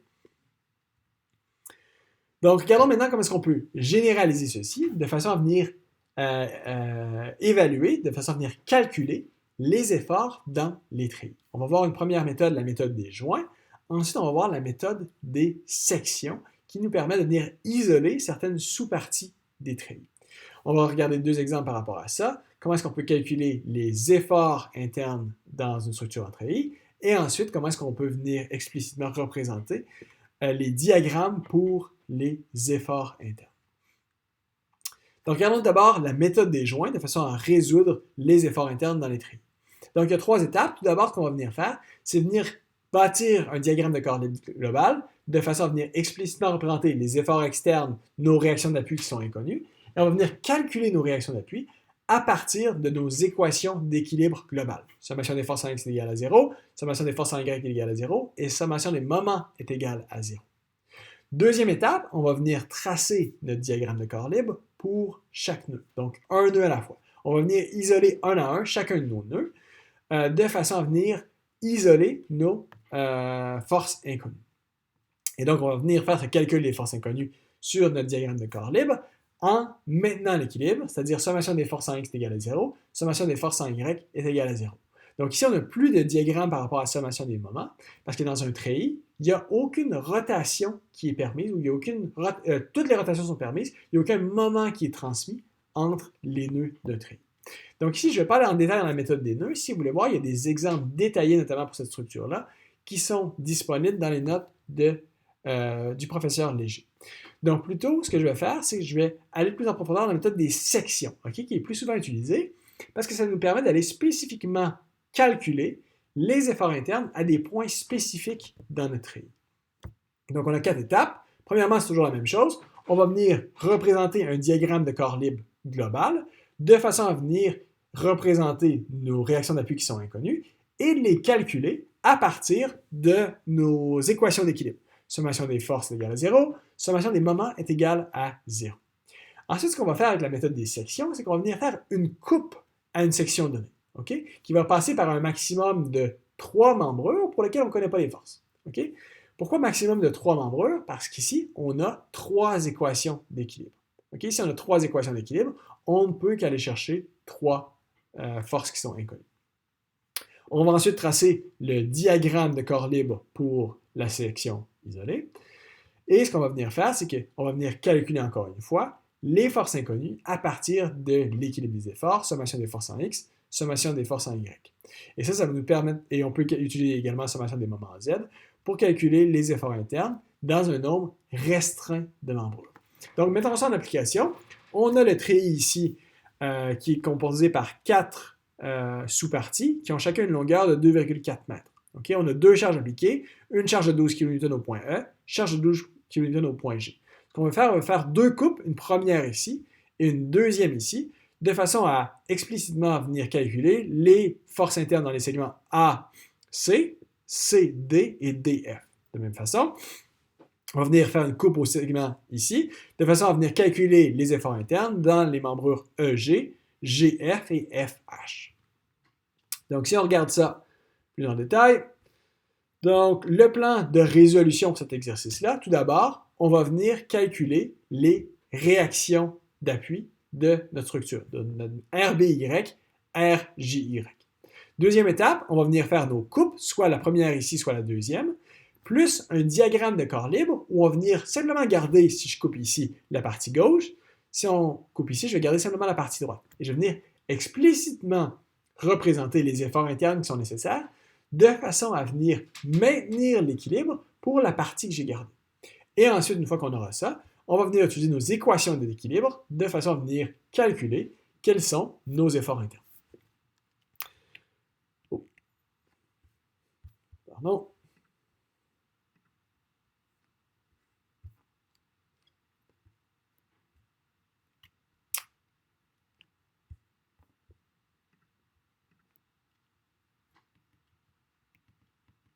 OK.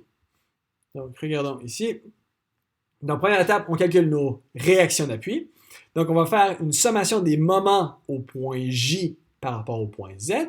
OK, qu'est-ce qui va avoir en jeu? Mes 2 forces externes et mon RBY. Mon RJY n'entre plus en jeu parce qu'il n'y a pas de bras de levier par rapport à mon point J.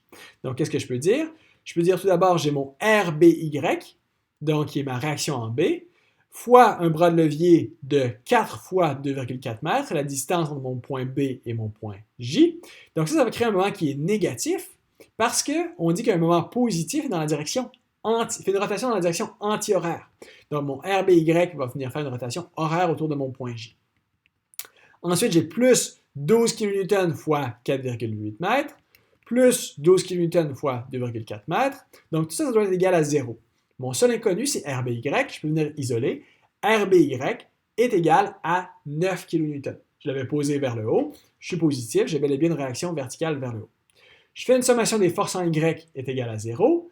Donc, qu'est-ce que j'ai en jeu? J'ai mon RBY qui est, mon RAY, mon RJY qui est inconnu, mon RBY que j'ai calculé précédemment, et mes deux forces externes. Donc, je peux dire mon RBY qui est de 9 kN que j'ai calculé ici, moins 2 fois 12 kN, plus RJY, tout ça, ça doit être égal à 0. Je peux isoler mon RJY qui est de 15 kN. OK. Deuxième étape, je vais venir faire une coupe et mon diagramme de corps libre pour ma première coupe ici. OK?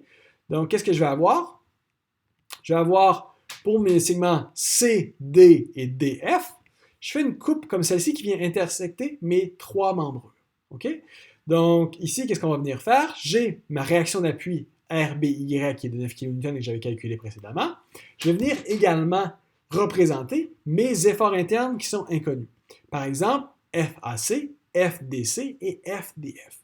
Notez ici que ce n'est pas un hasard, les trois sont inconnus, donc les trois ont été posés comme étant en traction. Okay? Donc, sortant de les membrures qui sont inconnues. Donc, qu'est-ce que je vais venir faire? Utiliser mes équations d'équilibre de façon à venir calculer celle-ci. Donc, je peux dire, par exemple, ma sommation des forces en Y est égale à 0. Donc, en Y, qu'est-ce qui agit? J'ai ma réaction d'appui de 9 kN et j'ai mon FDC. Donc, je peux dire mon RBY, 9 kN, plus FDC, donc les deux agissent vers le haut, donc positif. Je peux venir isoler FCD, qui va être égal à moins 9 kN qui est en compression. Je peux faire une sommation maintenant des moments en Z par rapport au point C. Pourquoi est-ce que je vais faire une réaction par rapport au point C? Parce que j'ai deux forces qui viennent s'intersecter. Okay? Donc, je peux venir éliminer deux forces ici. Donc, ça va être un calcul qui va être efficace. Donc, ici, je vais avoir 9 kN fois un bras de levier de 2,4 mètres, rotation horaire, donc négatif, plus mon FDF qui est inconnu, fois un bras de levier de 1,8 mètres. Donc, au final, je peux dire FDF est égal à 1,2 kN en traction. Parfait. Sommation des forces en X est égale à 0. Donc, je vais avoir mon FAC. Donc, ma force AC ici, plus mon FDF ici qui est de 12 kN, ce qui me donne mon FAC est de moins 12 kN en compression. Parfait. Donc, j'ai toutes mes forces ici que j'ai trouvées avec ma méthode des sections. Maintenant, si je fais ma deuxième coupe au niveau vertical ici. Donc, je vais conserver pour mes segments segment EH, EG et FG et également FH ici. Je vais venir faire ma coupe. Je garde ma partie droite. Je viens représenter ma réaction d'appui, mon 15 kN, ma réaction verticale de 12 kN. Je dois représenter mes efforts internes. Donc, j'ai mon FEG, FFG et FFH. Donc, si je fais une sommation des forces en Y, qu'est-ce que j'ai en Y? J'ai mes deux efforts externes, donc réaction d'appui et charge externe, et j'ai ma composante verticale pour FFG, où ici, je vais avoir comme composante, pour 2,4 horizontale, j'ai 1,8 vertical, ce qui me donne sur ma diagonale 3 comme composante. OK? Et ça, je peux le voir par rapport simplement aux dimensions géométriques. Donc, je sais qu'ici, la longueur, c'est 2,4. Ma hauteur, c'est 1,8. Donc, ma diagonale, ça va être 1,8 carré plus 2,4 carré. Racine de tout ça, ça va me donner 3 sur la diagonale. Donc, je peux faire une sommation des forces en Y est égale à 0. Je vais avoir RJ par rapport à Y. Donc, ma réaction RJY qui est de 15 kN moins 12 kN plus ma composante verticale, c'est-à-dire 1,8 sur 3 fois FFG, ce qui va me donner de FFG qui est égal à 5 kN, qui va être positif, donc en traction. Je fais une sommation des moments au point G autour de l'axe Z, qui doit être égal à 0. Donc, j'ai ma réaction d'appui 15 kN fois un bras de levier de 2,4 mètres, rotation anti-horaire, donc positive, plus FFH fois 1,8 mètres, ça va être quelque chose qui est ici horaire, donc ici ça devrait être un signe plutôt négatif, il y a une petite coquille ici, donc négatif parce que anti-horaire, ça me donne FFH qui est égal à 20 kN. Si je fais une sommation des forces en X égale à 0, je vais avoir moins FEG, donc ma force ici horizontale dans ma membrure supérieure horizontale, moins FFH qui agit vers la gauche, moins ma composante, horizontale pour FFG, c'est-à-dire 2,4 sur 3 fois FFG. Donc, ça me donne FEG ici. Donc, ma force horizontale ici, qui est de moins 24 kN, qui va me être en compression. Donc, voilà comment est-ce qu'on peut utiliser la méthode des sections de façon à venir faire des coupes dans mon diagramme et de venir explicitement calculer quels sont les efforts internes. Donc, maintenant, regardons un deuxième exemple où on va venir regarder quels vont être mes efforts internes, par exemple ici, à une section H. Okay? Ce que je veux venir faire, c'est venir faire une coupe de façon à venir représenter à partir d'un diagramme de corps libre quels vont être mes efforts internes N, mon effort tranchant V et mon moment fléchissant M. Donc, mon plan de résolution, tout d'abord, je vais venir représenter mon diagramme de corps libre global et je vais venir représenter mes réactions d'appui. Je vais venir calculer celles-ci à partir de mes équations d'équilibre. Ensuite, je vais regarder à ma coupe HH, ma coupe qui est ici. Je vais faire la coupe, je vais faire un diagramme de corps libre et je vais venir explicitement représenter mes efforts en jeu, N, V et M, mes efforts internes. Ensuite, je vais utiliser mes équations d'équilibre de façon à venir quantifier quelles sont ces équations d'équilibre. Donc, tout d'abord, je fais mon diagramme de corps libre global. Donc, j'ai ma structure. Je viens représenter mes points A et D ici comme étant libres. Donc, je vais devoir représenter mes réactions d'appui. Donc, ici, je vais avoir mes réactions RAX, RAY, RDX, RDY. J'avais déjà ma charge externe. Et ici, notez que j'ai un angle de 40 degrés par rapport à la verticale, ce qui fait que je peux calculer ici, si je connais ma distance horizontale, quelle va être ma distance verticale. Je sais que la tangente de 40 degrés, c'est opposé sur adjacent. Donc, je peux dire 1,2 m sur tangente de 40 degrés, ça va donner 1,43 m, ma distance verticale entre mes appuis A et D. Donc, si je veux venir calculer quelles sont mes réactions d'appui, je vais venir tout d'abord faire ma sommation des moments en A par rapport à l'axe Z. Donc, je vais venir éliminer deux forces, RAX, RAY, qui n'ont pas de bras de levier par rapport au point A. Donc, je vais avoir quoi? Je vais avoir 560 newtons fois un bras de levier de 1,8 m. Ça fait une rotation qui est horaire, donc négatif comme moment. Donc, par rapport à ma convention qui est positif anti-horaire. Plus RDX fois un bras de levier de 1,43 m, qui fait une rotation anti-horaire, donc positif. Je peux venir calculer RDX qui est égal à 704,8 newtons. Je fais une sommation des forces en X qui est égale à 0. Donc, qu'est-ce que je vais avoir? Je vais avoir mon RDX et mon RAX. Donc, je peux dire que RAX, qui est positif vers la droite, plus RDX qu'on avait calculé de 704,8, je peux venir isoler RAX, qui va être moins 704,8. Donc, dans la direction opposée ici. Je peux faire ma sommation des moments au point B par rapport à l'axe Z. Donc, qu'est-ce que je vais avoir comme force en jeu? Mon 560 newtons ici, fois un bras de levier de 0, non, mon point B ici. Donc, 760 newtons fois un bras de levier de 0,6 m. Je vais avoir mon RAY ici, qui est de ma force ici, fois un bras de levier de 1,2 m, qui va faire une rotation horaire, donc négative. Donc, négative, c'est ça. Donc, ça me permet d'isoler RAY, qui est de moins 280 newtons. Donc, notez ici que RDX et RDY ne sont pas en jeu, parce qu'ici, on a une rotule au point B, ce qui fait que comme on fait la rotation, sommation des moments par rapport au point B, il n'y a aucun effort de rotation qui va être transmis par la membrure DB ici. Ensuite, je peux faire une sommation des forces en Y pour trouver ma dernière équation, quantité inconnue. Donc, je vais avoir quoi? Je vais avoir moins 560 newtons ma force externe, plus RDY qui est inconnu, moins RAY qui a déjà été calculé, qui est moins 280 newtons. Ça va donner RDY qui est égal à 840 newtons, positif, donc vers le haut comme je l'avais posé initialement. Donc, deuxième étape, qu'est-ce qu'on va faire? Une coupe au point HH ici. Okay? Et je vais venir présenter un diagramme de corps libre. C'est ce que j'ai ici. Okay? Donc, mon point HH est à une distance 0,8 m de mon point A. Donc, je garde tout ce qui est à gauche et je viens explicitement représenter mes efforts internes.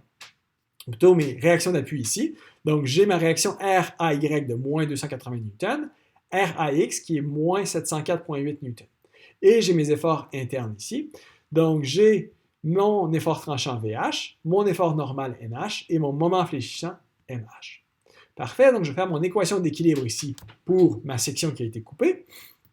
Donc, sommation des forces en X est égale à 0.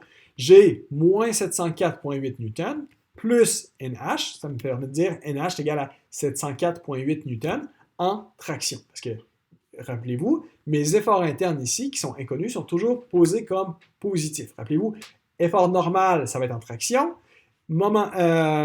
Effort tranchant, c'est comme si je voulais faire une rotation qui est dans la direction horaire, ici pour ma coupe de droite. Donc, je crois que c'est ce qu'on a ici. Donc, on voit vers le bas ici parce que horaire, c'est pour ma coupe de droite. Et moment fléchissant pour ma coupe de droite qui va vers le haut. Donc, c'est ce qu'on a ici. Donc, ensuite, sommation des forces en Y est égale à 0. Je vais avoir mon moins 280 newtons, moins VH. Ça me permet d'isoler VH qui est de moins 280 newtons. Donc, dans la direction opposée que ce que j'avais supposé initialement. Et finalement, sommation des moments au point H, qui est ici, par rapport ou autour de l'axe Z. Donc, je vais avoir mon moment MH, qui est ici positif parce que anti-horaire, plus 280 newtons fois 0,8 mètres. Donc, ce qui va me donner un moment au point H de moins 224 newtons mètres. OK? Donc, ici, petite coquille aussi de nouvelle représentation, de façon à venir bien représenter mes choses ici. Mes forces ici, j'aurais dû, comme je vais me mettre dans la direction de la charge ici, ça aurait dû être directement 704 newtons et pas moins 704 newtons, parce qu'ici, la direction de la flèche vient indiquer le signe. Donc, même chose ici, ça aurait dû être 280 newtons avec cette direction ici. Donc ici, on aurait dû omettre les signes, puisque la direction d'application de la force est représentée par les flèches ici. Donc voilà ce qui conclut ici. Un troisième et dernier exemple. On va venir regarder comment est-ce qu'on peut utiliser des diagrammes de corps libre avec des coupes de section de façon à venir déterminer à une position arbitraire X allant du point A au point B, quels vont être l'effort tranchant et le moment fléchissant, ainsi qu'à une deuxième section ponctuelle D, quels vont être les efforts internes. Donc, le plan de résolution pour ceci, on va regarder tout d'abord quel va être le diagramme de corps libre global, où je vais venir représenter mes réactions d'appui qui sont inconnues, et je vais venir prendre mes équations d'équilibre de façon à calculer ces réactions d'appui. Dans un deuxième temps, je vais venir faire une coupe au point B, et je vais venir mettre en jeu quels sont les efforts internes, l'effort tranchant, le moment fléchissant, et je vais venir représenter ça pour n'importe quelle coupe ici allant de A jusqu'à B. Je vais utiliser mes équations d'équilibre pour trouver les valeurs de ces efforts-là. Ensuite, ce que je vais faire, c'est que je vais venir faire une coupe au point D, je vais venir faire un diagramme de corps libre, de façon à venir trouver, par équilibre, les efforts internes, c'est-à-dire l'effort tranchant et le moment fléchissant. Donc, regardons tout d'abord mon diagramme global. Donc, j'ai ici mes deux réactions d'appui qui sont inconnues, et je vais venir remplacer cette charge externe qui est répartie par deux charges équivalentes ponctuelles. Okay? Je peux faire ça parce que là, je suis au moment de calculer mes réactions d'appui. Donc, ma première charge équivalente pour la partie triangulaire, ça va être une réaction totale de 120 livres, soit 40 livres par pouce ici, fois une distance de 6 pouces, divisé par 2 parce que j'ai un triangle. Donc, ça me donne 120 livres. Ma deuxième charge, 240 livres, c'est-à-dire 40 livres par pouce, fois une longueur de 6 pouces, donc 240 livres. Parfait. Donc, maintenant que j'ai ce diagramme de corps libre qui fait entrer toutes mes forces en jeu, je peux venir... je dois encore positionner ces forces-là. Donc, la réaction ici est aux 2/3 du point A, c'est-à-dire à une longueur de 6, donc je suis à 4 mètres du point A, donc à 2 mètres du point B, et ma 240 livres est à mi-portée de ma charge uniforme BC. Donc maintenant, regardons nos réactions d'appui. Donc, j'ai ma sommation des moments au point B par rapport à Z qui doit être égale à 0.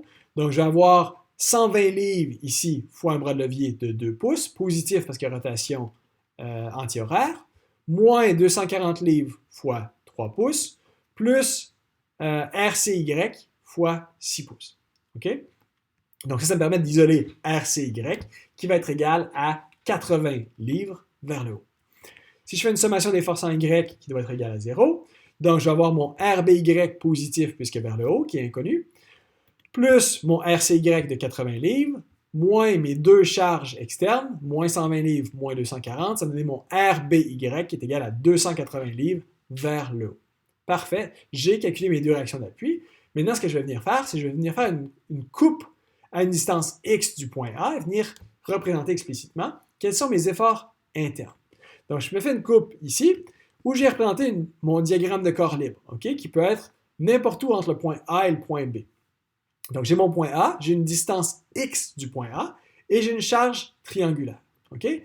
Donc, ici, ce que je vais venir faire, c'est que je vais calculer mon effort normal, mon effort tranchant, mon moment fléchissant. Donc, la direction de ces efforts internes-là est compatible avec mes efforts internes qui devraient être positifs.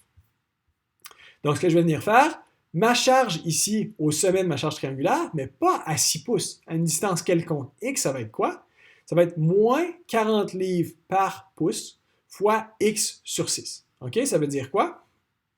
Donc ici, encore une fois, j'aurais pu omettre mon moins 40 parce que j'ai mes flèches qui pointent vers le bas ici. Donc ici, j'aurais dû mettre simplement 40 livres par pouce puisque ma direction est représentée par la flèche. Donc ici, on a pourquoi 40 livres fois X sur 6? Parce que si je suis à une distance X est égale à 6 pouces, j'ai 40 livres. Si je suis à une distance de 3 pouces, je vais avoir 40 livres fois 3 sixièmes. Donc, de façon générique, à une distance X, j'ai 40 fois X sur 6. Si X est égal à 0, j'ai 0. Si X est égal à 6, j'ai 40. Okay? C'est la pente ici de ma charge répartie ici. Donc, je peux venir calculer quelle va être ma charge équivalente ici. Donc, je dois venir recalculer ma charge équivalente. Je ne peux pas réutiliser mon 120 livres parce que là, maintenant, je ne suis pas pour ma structure globale. Je suis simplement pour une coupe X à une distance quelconque. Donc, je vais venir recalculer ma charge équivalente. Et ici, je vais avoir moins 40 fois X sur 6, qui est ma charge au sommet ici, fois une distance de X, fois une demi parce que j'ai un triangle. Donc, ça me donne 40X carré sur 12. Et mon point d'application de cette force-là, je suis à 2 tiers de ma distance, donc 2 tiers X du point A et X sur 3 de ma coupe X. Parfait, une fois que j'ai ce diagramme de corps libre, je peux venir faire l'équilibre de tout ça. Donc, je vais pouvoir dire sommation des forces en Y est égale à 0. Donc, je vais avoir ma charge équivalente, donc moins 40 fois X carré sur 12, moins mon effort tranchant Vx, ça me permet d'isoler Vx, qui va être égal à moins 10 tiers X carré livre, donc qui va être négatif par rapport à mes signes d'effort interne. Je peux faire une sommation des moments par rapport au point B ici, ou plutôt à ma coupe X, qui doit être égale à 0. Donc, je vais avoir ma charge équivalente, ma force équivalente pour ma charge répartie, donc 40x carré sur 12, fois mon bras de levier qui est x sur 3, donc ma distance ici de x sur 3 par rapport à mon point, plus mon effort interne inconnu m de x, ça me donne mon effort interne m de x qui va être égal à moins 19e x cube livre-pouce. Donc, il est négatif, donc il est dans le sens inverse que j'avais posé ici. Donc, parfait. Et mon effort axial n, on sait qu'il est égal à 0 parce que j'ai aucun effort horizontal. Je peux venir faire ma deuxième coupe au point D ici, de façon à venir exprimer encore une fois mes efforts internes. Donc, je fais ma deuxième coupe. Donc, je peux venir dire ici, j'ai ma réaction d'appui que j'avais calculée, 80 livres. J'ai ma charge équivalente, encore une fois, j'aurais pu omettre le signe 40 livres par pouce. J'ai mes efforts internes, j'ai mon effort tranchant, moment fléchissant, effort normal. Donc, les forces ici sont posées comme étant positives en fonction de ma convention de signe qui dit positif ici. OK? Donc, j'ai ici ma charge équivalente pour ma charge répartie que je recalcule comme étant 40 livres par pouce fois 3 pouces, ce qui me donne ici 120 livres, qui agit à mi-portée, c'est-à-dire 1,5 unités de l'origine. Donc 1,5 pouces de l'origine. Parfait, je peux faire mon équation d'équilibre. Donc, sommation des forces en Y est égale à 0. J'ai moins 120 livres plus 80 livres, plus mon VD, mon effort tranchant inconnu, ce qui me permet de dire mon VD qui est de 40 livres. Si je fais une sommation des moments en B par rapport au point, sommation des moments en Z par rapport au point B, qui doit être égal à 0, je vais avoir un 80 livres fois une distance de 3 pouces, positif puisqu'anti-horaire, moins 120 livres fois 1,5 pouces, moins MD. Donc ici, MD, même si comme effort interne, c'est positif, ici, ça fait MD, une rotation qui est horaire. Donc, par rapport à ma sommation des moments, ça devrait être négatif. Donc, ça me permet d'isoler MD qui est égal à 60 livres-pouces qui est positif. Parfait. Donc ici, on a pu venir isoler tous nos efforts internes. Donc, en résumé, ce qu'on a vu ici en introduction, on a vu quelles sont les hypothèses fondamentales pour la résistance des matériaux. On va voir un matériel qui est continu, pas de fissure, pas de discontinuité. Un matériel qui est homogène, qui a les mêmes propriétés en tout point du matériau. Et un matériau qui est isotrope, qui a les mêmes propriétés selon toutes les directions. On a vu les équations fondamentales, il y en a 3. Premièrement, ce sont les équations d'équilibre. Sommation des forces est égale à 0, sommation des moments est égale à 0. On a vu la compatibilité des déformations. Comment, lorsqu'on a plusieurs pièces dans un assemblage, on peut venir mettre les déplacements, les déformations de celles-ci en relation les unes avec les autres. On va venir utiliser ça de façon plus explicite dans les prochains modules. On a nos lois constitutives, donc de matériaux, qui nous dit pour un chargement appliqué, comment est-ce que notre matériau va se déformer. C'est ce qui fait la différence entre le comportement d'une structure en caoutchouc versus une structure en acier. Donc, c'est la loi constitutive du matériau qui vient décrire son comportement. Et finalement, on a vu comment est-ce qu'on pouvait procéder pour calculer les efforts internes. N, effort normal, V, effort tranchant, et M, moment fléchissant. On fait un diagramme de corps libre global, on trouve nos réactions des puits par équilibre. Ensuite, on fait un diagramme de corps libre global à la section où on veut calculer nos efforts internes. On vient explicitement représenter nos efforts internes qui sont positifs selon notre convention de signe, et on utilise la méthode des joints ou des sections de façon à, par équilibre, venir calculer ces efforts. Et garder en tête d'interpréter les signes de telle sorte que nos efforts internes, si ça fait de la traction, c'est positif. Si notre moment fléchissant fait un sourire, c'est positif. Si notre effort tranchant produit une rotation qui est horaire, ça va être positif. Okay? Donc, voilà ce qu'on voulait voir ce que je vais voir avec vous pour le module 1. Donc, ça termine ce qu'on voulait voir ici. Dans le prochain module, ce qu'on va voir, c'est les notions liées aux matériaux. Okay? Donc, quelles sont les notions plus approfondies de contrainte et de déformation? Et comment ceux-ci sont liés par la loi de Hooke, la loi de Poisson, et on va voir un survol du principe de Saint-Venant pour le principe d'application des charges concentrées.